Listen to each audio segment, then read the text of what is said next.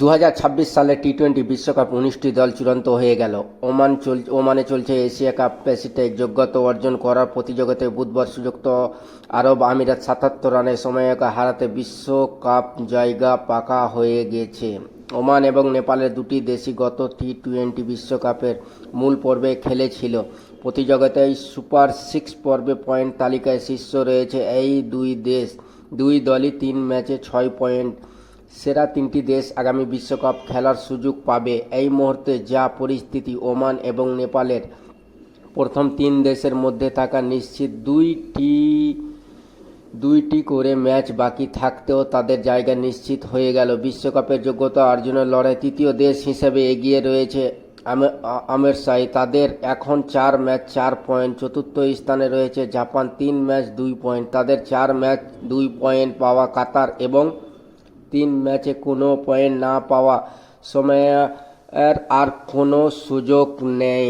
তো চলো বন্ধুরা, এবার আমরা জেনে নিই কোন কোন দল বিশ্বকাপে পেয়েছে, আর 19টি দলটি আমরা দেখে নেব। এবার চলো বন্ধুরা দেখে নিই। সম্ভবত 2026 সালে টি-20 বিশ্বকাপ আয়োজন করবে ভারত এবং শ্রীলঙ্কা। টি-20 বিশ্বকাপ একটি মহান গুরুত্বপূর্ণ বিশ্বকাপ। প্রথম নাম আসছে ভারত, তারপরে খেলবে অস্ট্রেলিয়া ভালো টিম, এগুলো তো আগে থেকে আছে। এরপরে ইংল্যান্ড, নিউজিল্যান্ড অর্জন করে ফেলেছে, South Africa, Pakistan, Bangladesh, Zimbabwe Sikandar রাজার টিম, আয়ারল্যান্ড, নামিবিয়া, শ্রীলঙ্কা,